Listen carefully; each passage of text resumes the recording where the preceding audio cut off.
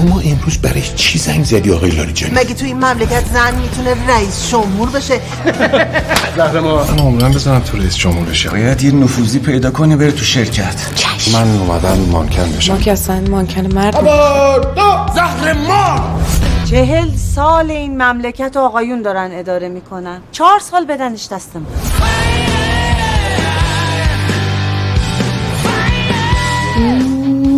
باید کار رو بسپاری دست کاردون. به من رخصت بده. یه کاری کن فکر کنن شبیه خودشونه.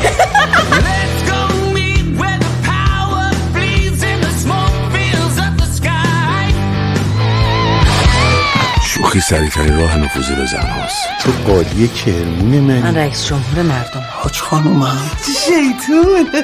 از الان تا پایان انتخابات ریاست جمهوری فقط دوست معمولی هستی.